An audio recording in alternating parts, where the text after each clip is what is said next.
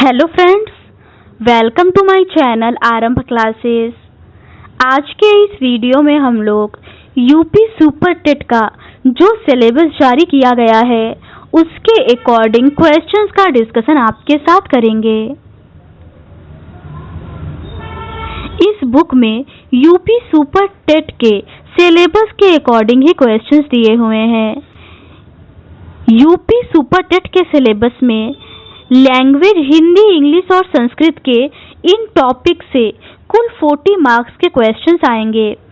Science के इन topic से related कुल 10 नंबर के क्वेश्चंस आएंगे। मैथ्स के इन टॉपिक से रिलेटेड कुल 20 मार्क्स के क्वेश्चंस आएंगे। पर्यावरण एवं सामाजिक अध्ययन के इन टॉपिक से रिलेटेड कुल 10 नंबर के क्वेश्चंस आएंगे। शिक्षण कौशल के इन सभी टॉपिक से रिलेटेड कुल 10 नंबर के क्वेश्चंस आएंगे। बाल मनोविज्ञान से इन टॉपिक से रिलेटेड कुल 10 मार्क्स के क्वेश्चंस आएंगे। सामान्य ज्ञान और करंट अफेयर्स के इन सभी टॉपिक से रिलेटेड कुल 30 मार्क्स के क्वेश्चन आएंगे। रीजनिंग के इन सभी टॉपिक से रिलेटेड कुल 5 मार्क्स के क्वेश्चंस आएंगे। सूचना तकनीकी के इन टॉपिक से रिलेटेड कुल 5 मार्क्स के क्वेश्चंस आएंगे। जीवन कौशल प्रबंधन एवं अभिवृत्ति के इन सभी टॉपिक से कुल 10 मार्क्स के क्वेश्चंस आएंगे।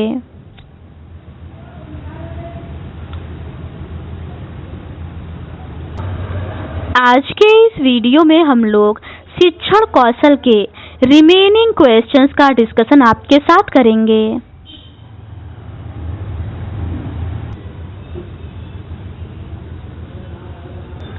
आगे के प्रश्न वर्तमान भारतीय समाज एवं प्रारंभिक शिक्षा से रिलेटेड है। क्वेश्चन है, वर्तमान भारतीय समाज में महत्वपूर्ण है। इसका सही आंसर है एकीकरण। अगला प्रश्न है, एकीकरण का अर्थ है। इसका सही आंसर है समूचे समाज को एक समझना। अगला प्रश्न है, सामाजिक एकता का अर्थ है। इसका सही आंसर है जाति, संप्रदाय एवं भाषा को स्वीकार करना। अगला प्रश्न है, सामाजिक एकीकरण का साधन है। इसका सही आंसर है शिक्षा। अगला प्रश्न है, सामाजिक और राष्ट्रीय एकता पर बल दिया। इसका सही आंसर है कोठारी शिक्षा आयोग ने। अगला प्रश्न है, कोठारी शिक्षा आयोग का गठन हुआ। इसका सही आंसर है 1964 से 66 के बीच। अगला प्रश्न है, स्वतंत्र भारत में सर्वप्रथम गठन किया गया। इसका सही आंसर है विश्वविद्यालय शिक्षा आयोग का। अगला प्रश्न है, विश्वविद्यालय शिक्षा आयोग का अन्य नाम है।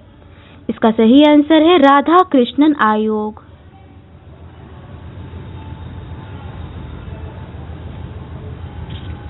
अगला प्रश्न है, राधा कृष्णन आयोग का गठन हुआ।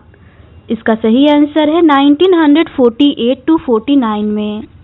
अगला प्रश्न है, भाषात्मक एकता के लिए आवश्यक है। इसका सही आंसर है अंतर सांस्कृतिक भावना का विकास। अगला प्रश्न है, अंतर सांस्कृतिक भावना आवश्यक है। इसका सही आंसर है राष्ट्र सुदृढ़ता के लिए। अगला प्रश्न है, भावात्मक एकता का आदर्श वाक्य है। इसका सही आंसर है सामाजिक और राष्ट्रीय एकता। अगला प्रश्न है, पाठ्यक्रम का अनिवार्य तत्व है। इसका सही आंसर है समाज सेवा एवं राष्ट्र सेवा। अगला प्रश्न है, शिक्षा संस्थानों में आवश्यक है। इसका सही आंसर है शारीरिक शिक्षा। अगला प्रश्न है, बालकों की रुचि बढ़ी है। इसका सही आंसर है स्काउटिंग एवं शारीरिक शिक्षण में। अगला प्रश्न है, बालिकाओं के लिए व्यवस्था है। इसका सही आंसर है गर्ल गाइडिंग की। अगला प्रश्न है, समाज सेवा के लिए बालकों में रुचि बढ़ाई जा सकती है।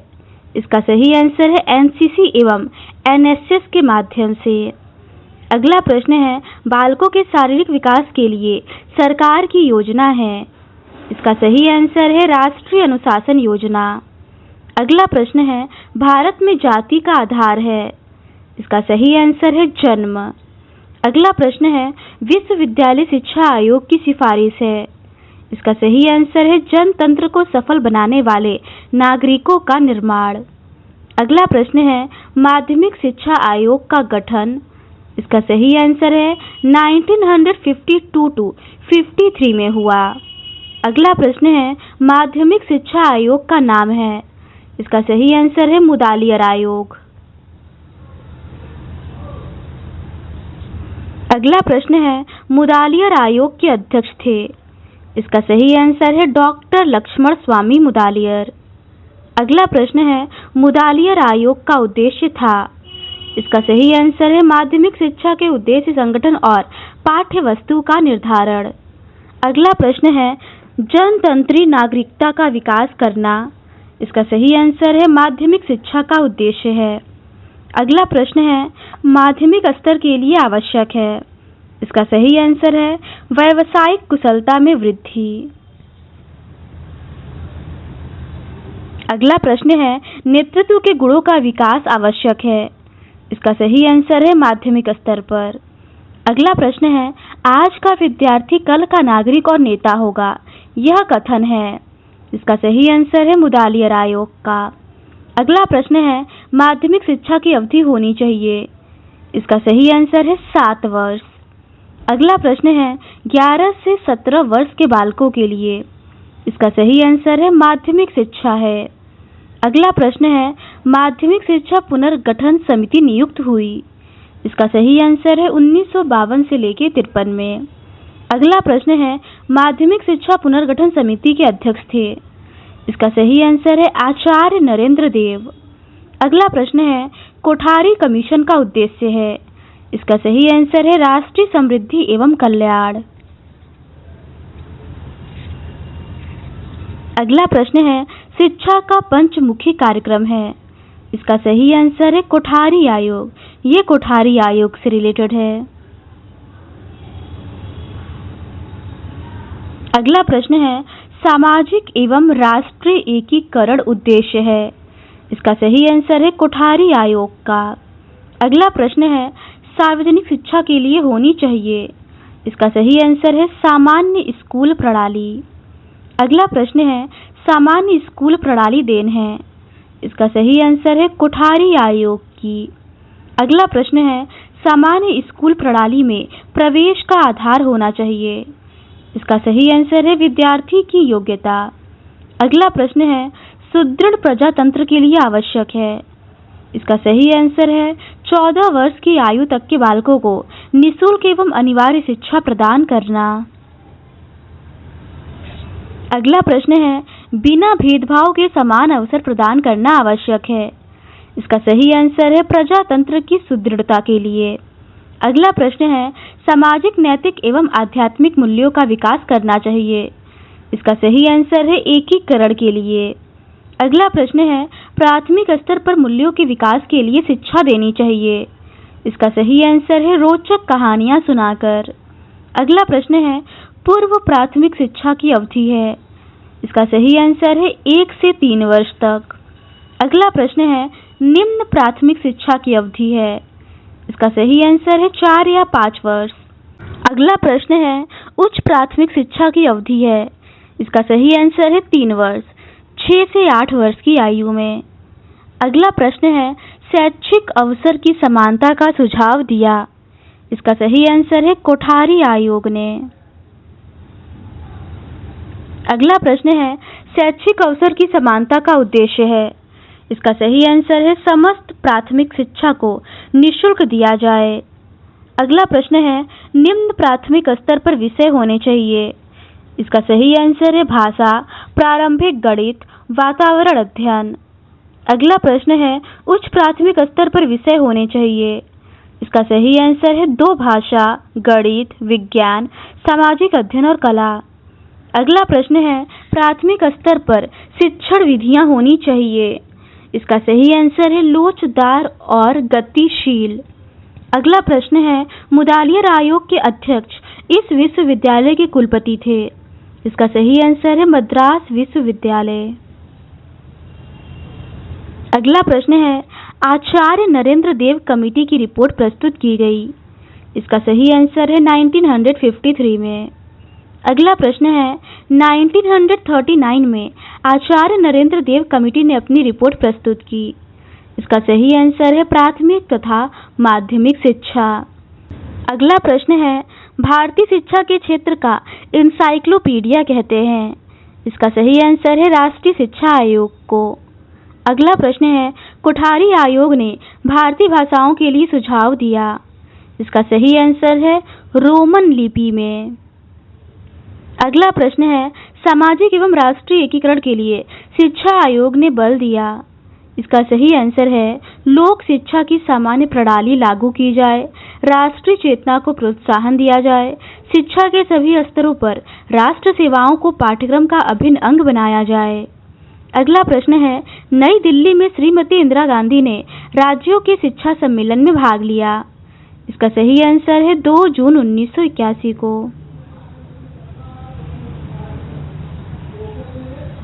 अगला प्रश्न है विज्ञान एवं तकनीकी पर आधारित शिक्षा है। इसका सही आंसर है आधुनिकीकरण। अगला प्रश्न है प्राथमिक शिक्षा शैक्षिक अनुभवों को प्रयोग में लाना सिखाती है, ये कथन है। इसका सही आंसर है the handbook for teachers of elementary education में। अगला प्रश्न है प्राथमिक शिक्षा का इतिहास प्रारंभ है। इसका सही आंसर है ब्रिटिश काल से। अगला प्रश्न है प्राथमिक शिक्षा को प्रारंभ किया गया। इसका सही आंसर है मिशनरियों द्वारा। अगला प्रश्न है ईस्ट इंडिया कंपनी द्वारा प्राथमिक शिक्षा के लिए प्रथम प्रयास किया गया। इसका सही आंसर है 1813 के आज्ञा पत्र के बाद। अगला प्रश्न है सर्वप्रथम सर्वसाधारण को शिक्षा का प्रबंध किया गया। इसका सही आंसर है 1854 के घोषणा पत्र में। अगला प्रश्न है प्राथमिक शिक्षा का अभिप्राय है। इसका सही आंसर है 5 से 7 वर्ष तक का शिक्षा काल। अगला प्रश्न है शिक्षा समाज का है। इसका सही आंसर है गतिशील पहलू। अगला प्रश्न है सामाजिक परिवर्तन का माध्यम है। इसका सही आंसर है शिक्षा। अगला प्रश्न है शिक्षा का प्रथम स्तर है। इसका सही आंसर है प्राथमिक शिक्षा। अगला प्रश्न है गांधी जी की प्राथमिक शिक्षा को कहते हैं। इसका सही आंसर है बेसिक शिक्षा। अगला प्रश्न है बेसिक शिक्षा थी। इसका सही आंसर है 7 से 14 वर्ष तक अनिवार्य और निःशुल्क। अगला प्रश्न है बेसिक शिक्षा संबंधित थी। इसका सही आंसर है हस्तकला से। अगला प्रश्न है बेसिक शिक्षा का उद्देश्य था। इसका सही आंसर है छात्रों को आत्मनिर्भर बनाना। अगला प्रश्न है गांधी जी की विचारधारा प्रभावित थी। इसका सही आंसर है आदर्शवाद से। अगला प्रश्न है आदर्शवाद बल देता है। इसका सही आंसर है आध्यात्मिक मूल्यों के विकास पर। अगला प्रश्न है आध्यात्मिक मूल्यों के साथ बल दिया। इसका सही आंसर है व्यावसायिक शिक्षा पर। अगला प्रश्न है व्यावसायिक शिक्षा आवश्यक है। इसका सही आंसर है भावी जीवन में व्यवसाय को चुनने के लिए। अगला प्रश्न है शिक्षा से मेरा तात्पर्य बालक और मनुष्य की समस्त शारीरिक, मानसिक और आत्मिक शक्तियों का विकास करना है, यह कथन है। इसका सही आंसर है महात्मा गांधी का। अगला प्रश्न है प्राथमिक शिक्षा का उत्तरदायित्व स्थानीय संस्थाओं को दिया गया। इसका सही आंसर है 1882 के भारतीय शिक्षा आयोग की सिफारिश पर। अगला प्रश्न है बड़ौदा नरेश द्वारा 1892 में प्रयास किया गया। इसका सही आंसर है प्राथमिक शिक्षा के लिए। अगला प्रश्न है 1911 में केंद्रीय धारा सभा में एक विधेयक प्रस्तुत किया गया। इसका सही आंसर है गोखले द्वारा। अगला प्रश्न है गोखले के विधेयक द्वारा सर्वप्रथम अनिवार्य शिक्षा अधिनियम पारित किया गया। इसका सही आंसर है बम्बई में। अगला प्रश्न है स्वशासन प्रारंभ हुआ। इसका सही आंसर है 1921 में। अगला प्रश्न है स्वशासन का उद्देश्य है। इसका सही आंसर है प्राथमिक शिक्षा को अनिवार्य बनाना। अगला प्रश्न है 2002 में संविधान संशोधन हुआ। इसका सही आंसर है 86वां संशोधन। अगला प्रश्न है 2002 अधिनियम पारित हुआ। इसका सही आंसर है प्राथमिक शिक्षा के लिए। अगला प्रश्न है, प्राथमिक शिक्षा बालकों का अधिकार है। इसका सही आंसर है बुनियादी अधिकार। अगला प्रश्न है, प्राथमिक शिक्षा है। इसका सही आंसर है 6 से 14 वर्ष के बालकों के लिए। अगला प्रश्न है, बच्चों के लिए निःशुल्क एवं अनिवार्य शिक्षा का अधिकार अधिनियम पारित हुआ। इसका सही आंसर है 2009 में। अगला प्रश्न है, निःशुल्क एवं अनिवार्य शिक्षा का अधिकार अधिनियम लागू हुआ। इसका सही आंसर है 1 अप्रैल 2010 को। अगला प्रश्न है, RTE राइट टू एजुकेशन पूर्ण कराने की संवैधानिक अनिवार्यता है। इसका सही आंसर है राज्य सरकार एवं स्थानीय निकाय की। अगला प्रश्न है, RTE में प्रतिबंधित है। इसका सही आंसर है शिक्षकों को गैर शैक्षिक कार्य में लगाना। अगला प्रश्न है, शिक्षा के अधिकार को जोड़ा गया। इसका सही आंसर है अनुच्छेद 21 क के द्वारा। अगला प्रश्न है, अनुच्छेद 21 क है। इसका सही आंसर है मूल अधिकार। अगला प्रश्न है, अनिवार्य शिक्षा का लक्ष्य जो 1960 में पूरा होना था वह पूरा हुआ। इसका सही आंसर है 1995 में। अगला प्रश्न है, 30% अपव्यय अवरोधन शैक्षिक कारणों से होता है, यह कथन है। इसका सही आंसर है श्री JP नायक का। अगला प्रश्न है, प्रारंभिक विद्यालय में पढ़ने वाले छात्रों की आयु होनी चाहिए। इसका सही आंसर है 6 से 14 वर्ष। अगला प्रश्न है, अवरोधन अधिक होने के कारण रुकावट आती है। इसका सही आंसर है सार्वभौमिक शिक्षा में। अगला प्रश्न है, प्राथमिक विद्यालय के अध्यापक को करनी चाहिए। इसका सही आंसर है निदानात्मक परीक्षण एवं मूल्यांकन। तो आज के इस वीडियो में बस इतना ही। इस सीरीज के नेक्स्ट पार्ट में हम लोग समावेशी शिक्षा से रिलेटेड क्वेश्चंस का डिस्कशन आपके साथ करेंगे। अगर आपको ये सीरीज पसंद आती है तो please do subscribe to my channel and like this video. Thank you.